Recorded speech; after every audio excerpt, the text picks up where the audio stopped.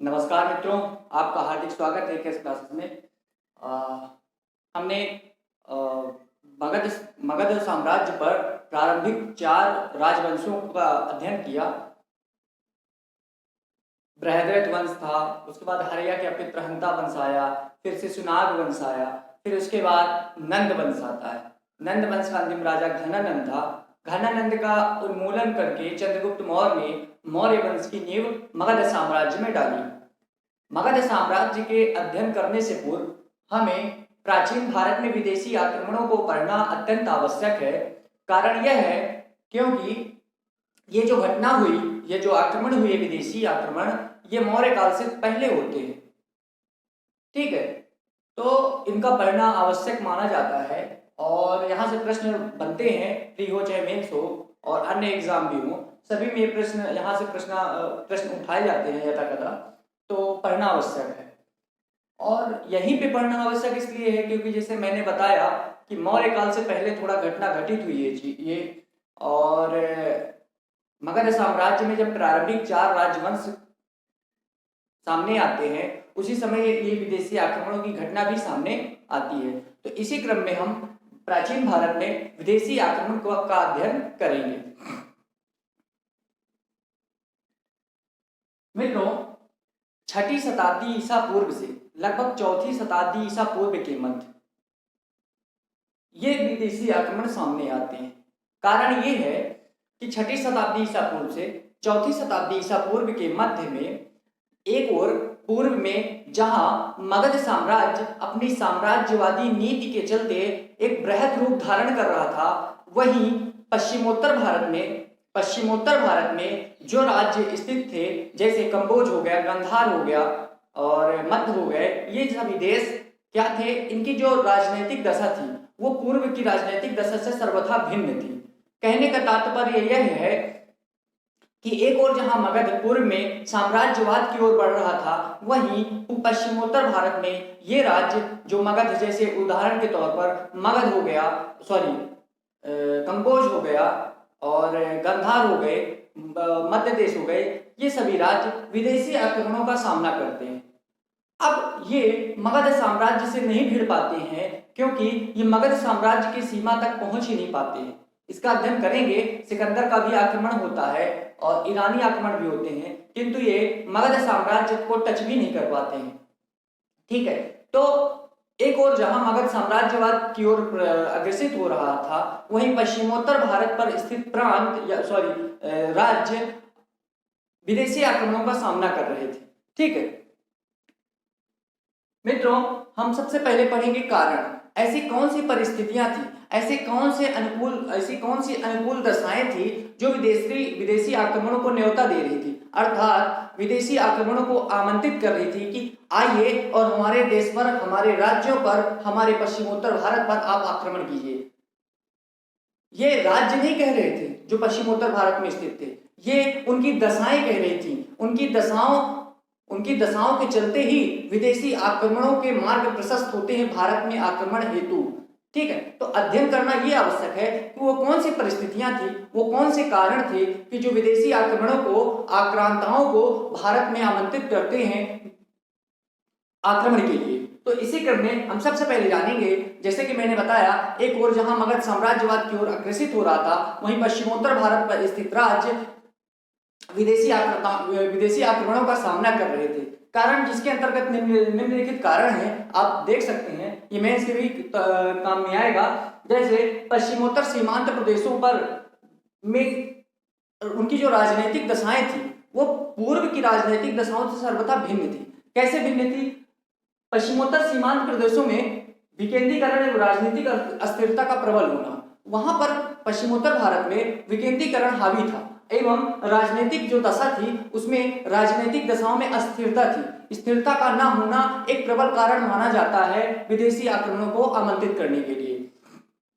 मित्रों, पश्चिमोत्तर भारत में या कहीं सीमांत प्रदेशों में, जैसे कि उदाहरण के तौर पर गांधार, मध्य और कंबोज आदि, ये राज्य आपस में या कहीं परस्पर युद्धरत थे, एक दूसरे से लड़ा करते थे। ठीक है, एवं इनके बीच में आपस में परस्पर वैमनस्य की भावना थी। कि कौन सी भावना, वैमनस्य की भावना थी। ये भी एक मूल कारण बनता है विदेशी आक्रमणों को आमंत्रित करने के लिए। ठीक है मित्रों, अब ये जो पश्चिमोत्तर भारत पर, पश्चिमोत्तर सीमांत प्रदेशों पर जो राज्य स्थित थे, वहां पश्चिमोत्तर भारत में एक ऐसी शक्ति का अभाव था, ऐसे शक्तिशाली शक्ति का सर्वथा अभाव था जो इन परस्पर विरोधी राज्यों को, जो आपस में लड़ते थे, आपस में युद्धरत थे, उनमें एकता की भावना का अभाव था। तो ऐसी शक्ति का सर्वथा अभाव था जो इन परस्पर विरोधी राज्यों को एक सूत्र में बांधकर राजनीतिक एकीकरण स्थापित कर सके। कहने का तात्पर्य यह है कि ऐसा शक्तिशाली कोई राज्य ही नहीं था, ऐसा कोई शक्तिशाली राजवंशी नहीं हुआ जो इन परस्पर विरोधियों को एक सूत्र में बांधकर राजनीतिक स्थिरता प्रदान कर सके। ठीक है, इसी कारण राजनीतिक अस्थिरता बनी रही। अस्थिरता के चलते विदेशी आक्रमण अपना मार्ग प्रशस्त कर पाते हैं सर्वप्रथम पश्चिमोत्तर भारत पर आक्रमण करने के लिए। ठीक है मित्रों, पश्चिमोत्तर भारत में राजनीतिक विखंडता की स्थिति आक्रमण हेतु सुनहरा अवसर प्रदान करती है। जो राजनीतिक स्थिति थी वो विखंडन की ओर अग्रसित थी, अर्थात राजनीतिक विखंडता एक मूल कारण ही बन जाता है विदेशी आक्रमणों को सुनहरा अवसर प्रदान करने के लिए।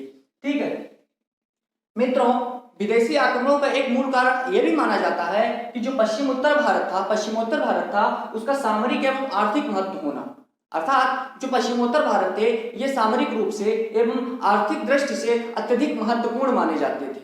अब ये आर्थिक और सामरिक दृष्टि से विदेशी आक्रमणों को एक सुनहरा अवसर प्रदान करते हैं कि आप आमंत्रित हैं पश्चिमोत्तर भारत में आक्रमण करने के लिए, क्योंकि आक्रमण वही होगा जहां से आक्रमणकारियों को कुछ लाभ प्राप्त हो,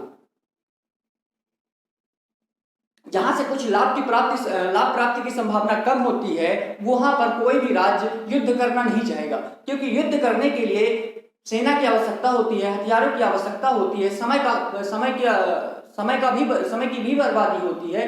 तो इन सब के कारण यदि आपको कुछ लाभ प्राप्त नहीं होगा तो आप किसी दूसरे प्रांत पर, किसी दूसरे राज्य पर आक्रमण करने के लिए विचार नहीं रखेंगे। ठीक है, किंतु पश्चिमोत्तर भारत में ये सभी गतिविधियां हो रही थी। एक तरफ सामरिक दृष्टि से भी महत्वपूर्ण था, आर्थिक दृष्टि से भी ये पश्चिमोत्तर भारत महत्वपूर्ण था। इसीलिए विदेशी आक्रमणकारियों की नजरों पर सर्वप्रथम पश्चिमोत्तर भारत उभरकर सामने आता है। मित्रों, पश्चिमोत्तर भारत में ही प्रमुख व्यापारिक मार्ग था उत्तरापथ। पश्चिमोत्तर भारत में ही प्रमुख व्यापारिक मार्ग था उत्तरापथ।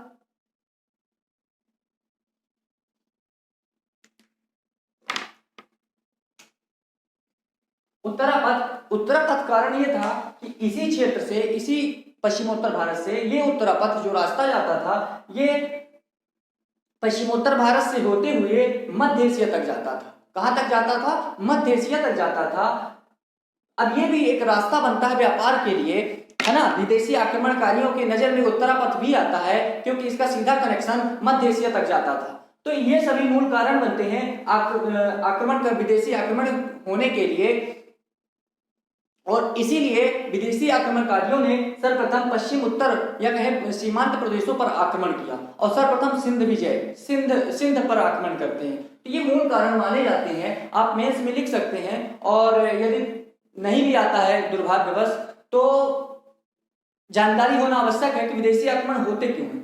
तो ये सब राजनीतिक अस्थिरता, सामरिक और आर्थिक महत्व, है ना, परस्पर राज्यों में वैमनस्य की भावना, एक दूसरे से झगड़ापन, एकता की अभाव, संगठन का अभाव, ये सारे मूल कारण बन जाते हैं विदेशी आक्रमण को आमंत्रित करने हेतु।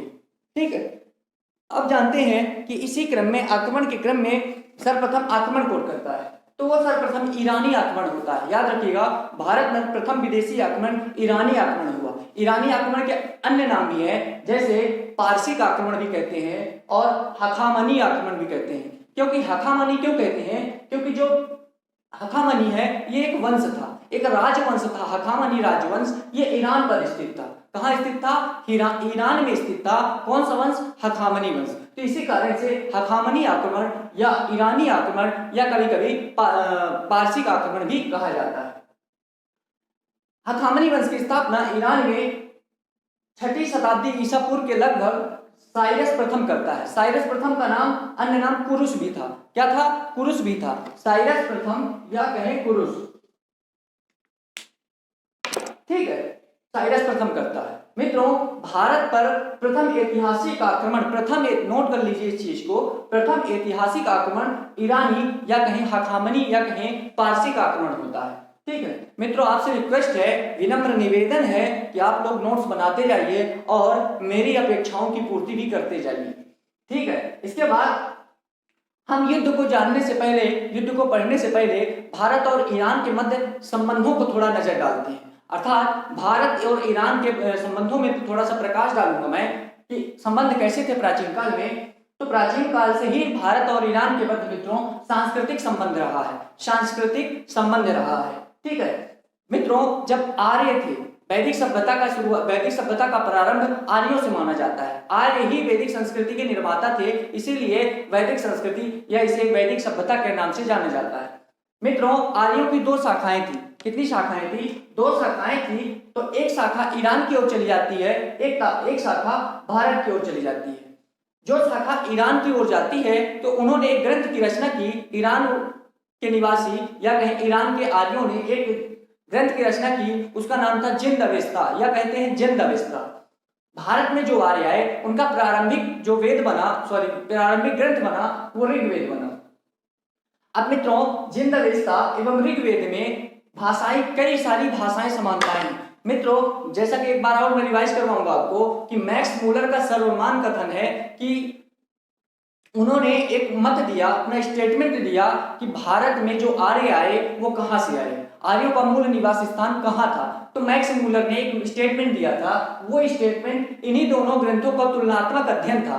इन्हीं दोनों ग्रंथों में मैक्स मूलर ने कहा कि इनमें कई सारी भाषाई समानताएं हैं और उदाहरण देकर भी समझाया और निष्कर्ष में बताया था कि ईरान एवं अफगानिस्तान की सीमा पर स्थित बैक्ट्रिया नामक क्षेत्र से आर्य भारत पर आते हैं, सर्वप्रथम पश्चिमोत्तर भारत में।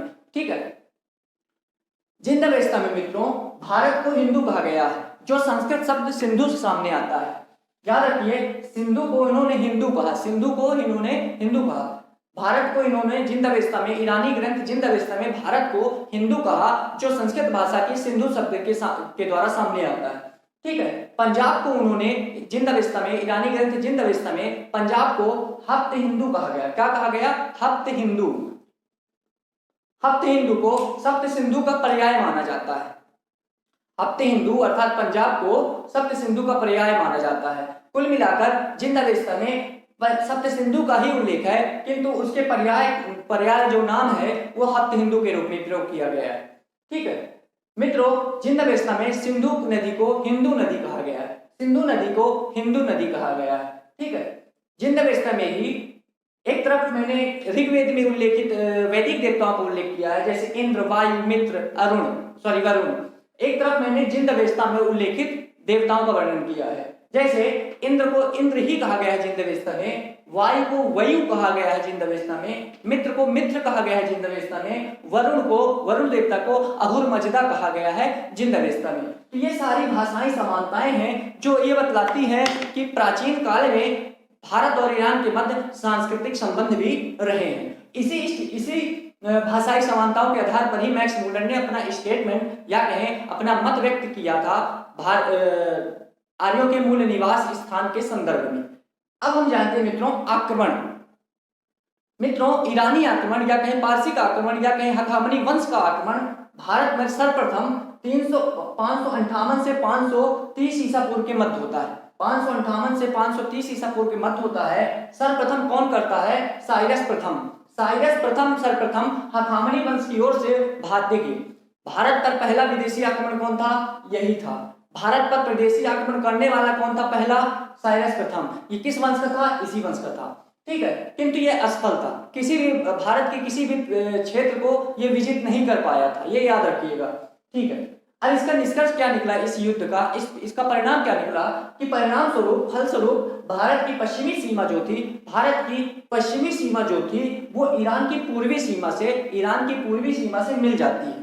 भारत की पश्चिमी सीमा ईरान की पूर्वी सीमा से मिल जाती है, जिससे क्या हुआ कि ईरानी आक्रमणों का मार्ग और भी ज्यादा प्रशस्त हो गया और भी उन्हें रास्ताओं का मार्गों का पता चल गया, जिससे उन्हें आक्रमण करने के लिए सुगमता प्राप्त हो गई।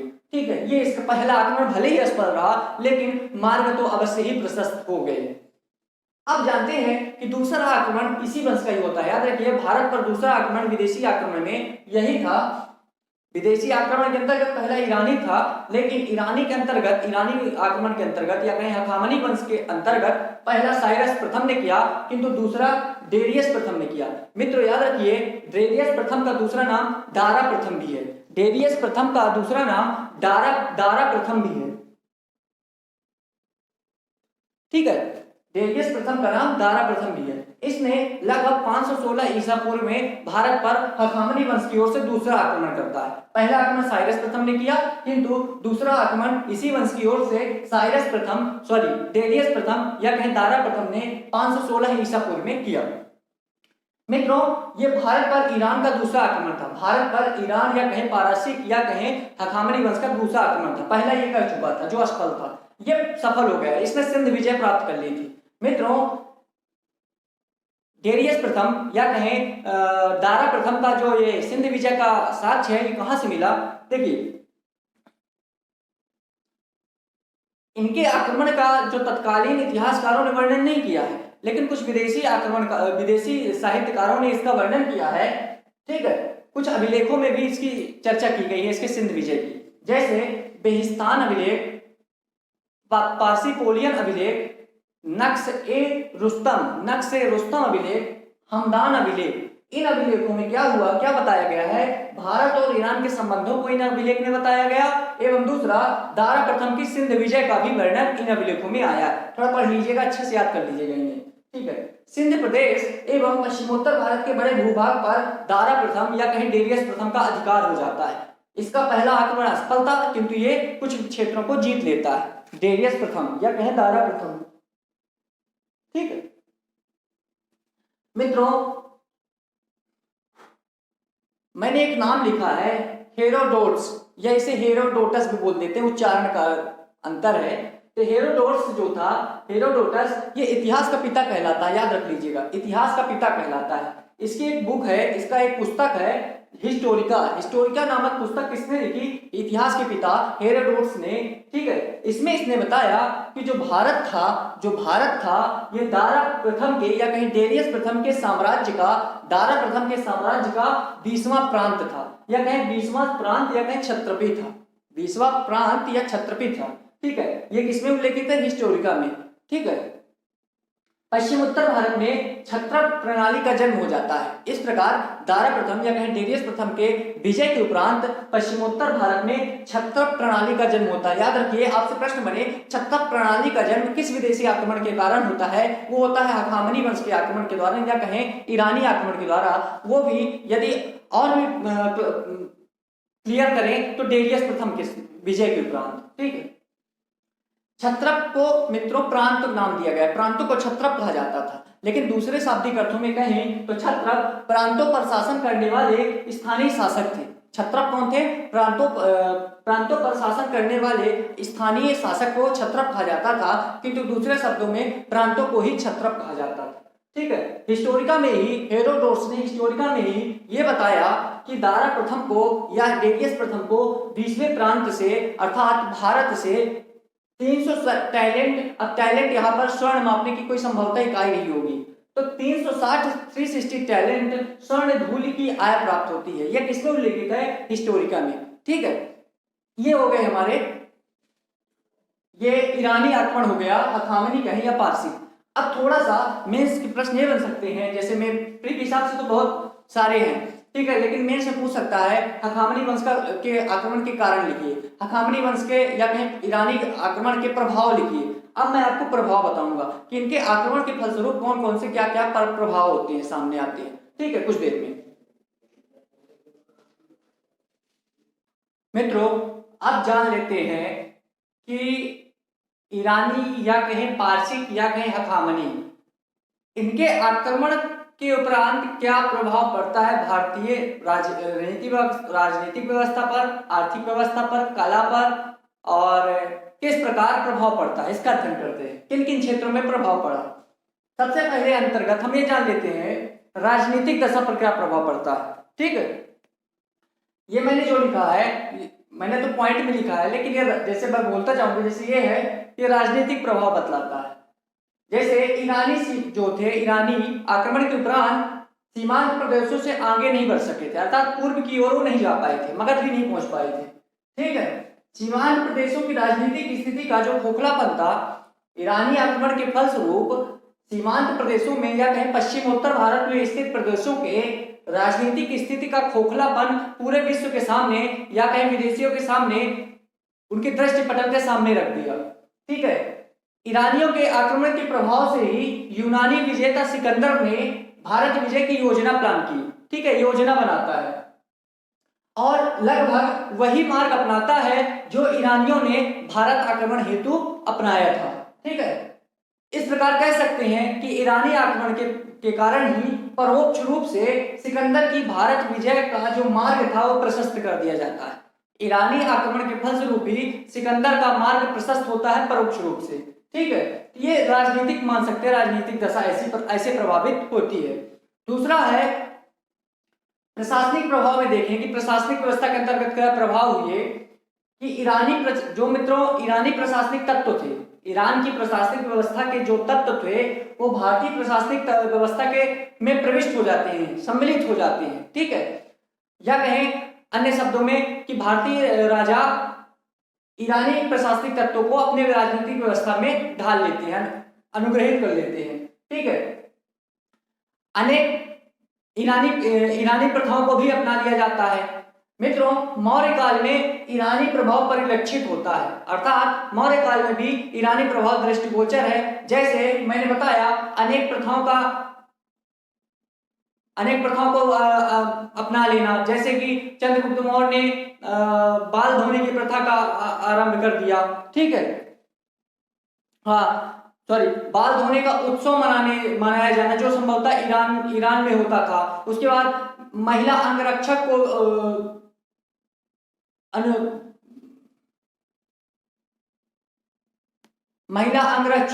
महिला अंगरक्षकों को नियुक्त करना और सुरक्षा के दृष्टि से एकांत जगह चले जाना, एकांत वनवास पर चले जाना या कहीं एकांत स्थान पर चले जाना सुरक्षा के दृष्टिकोण से, ये सारी प्रथाएं ईरानी व्यवस्था के अंतर्गत आती थी, जिसे भारतीय व्यवस्था में प्रविष्ट कर दिया जाता है। ठीक है, इसके बाद मौर्य काल में प्रभाव और भी सामने आता है, जैसे कि जो साम्राज्य था वो विभिन्न प्रांतों में अर्थात क्षत्रपों पे विभक्त कर दिया जाता है, विभिन्न प्रांतों में विभक्त हो जाते हैं साम्राज्य।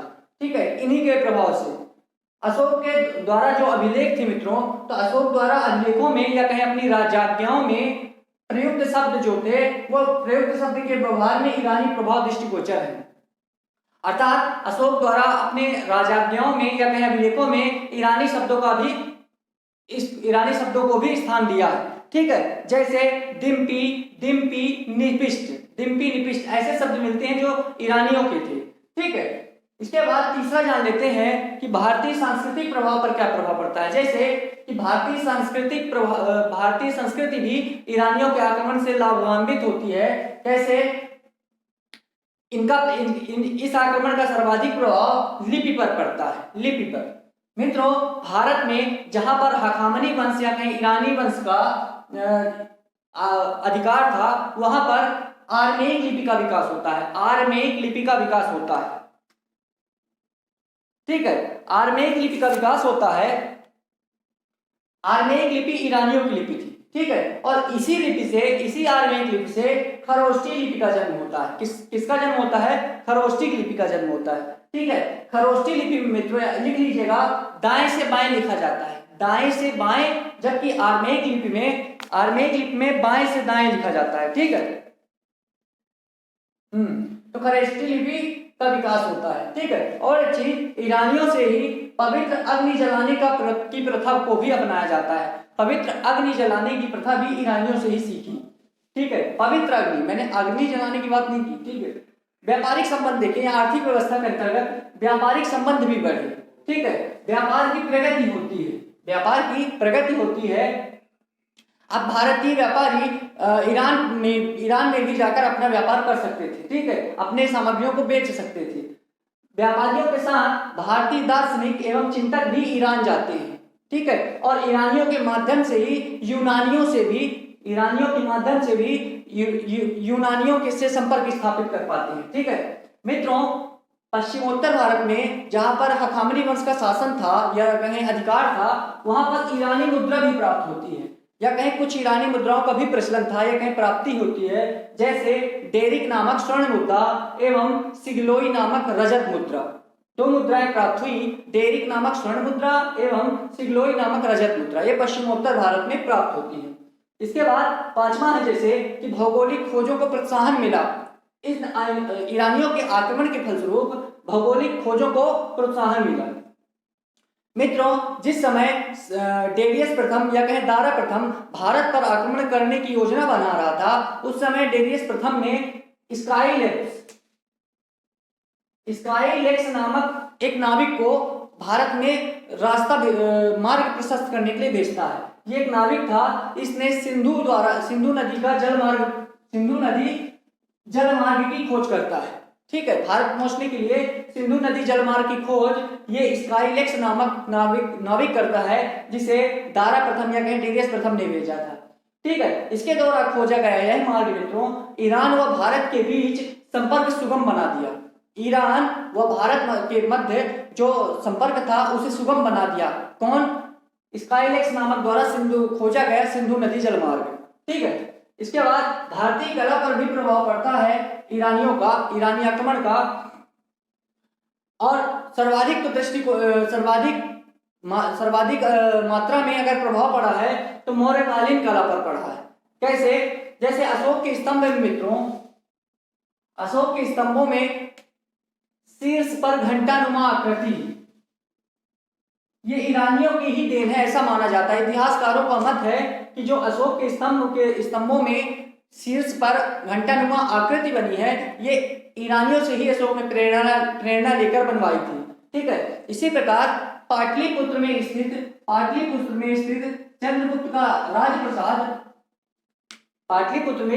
चंद्रगुप्त मौर्य का राजप्रसाद पर्सिपोलिस के राजमहल के ढांचे पर ही ढाला गया, ऐसा जो है इतिहासकारों का मत है। ये संभवतः और भी प्रभाव पड़े होंगे, लेकिन इससे ज्यादा पढ़ना आवश्यक नहीं है। तो ईरानी या कहें हखामनी या कहें पारसी आक्रमण का भारतीय स्थिति पर प्रभाव मैंने डाला, प्रभाव पर प्रकाश डाला, प्रभाव पढ़ लीजिएगा। मैंने कारण बताए थे। इसके बाद सबसे पहले साइरस प्रथम ने आक्रमण किया, उसके बाद डेरियस प्रथम या कहें दारा प्रथम ने आक्रमण किया। तो इस तरह हमारा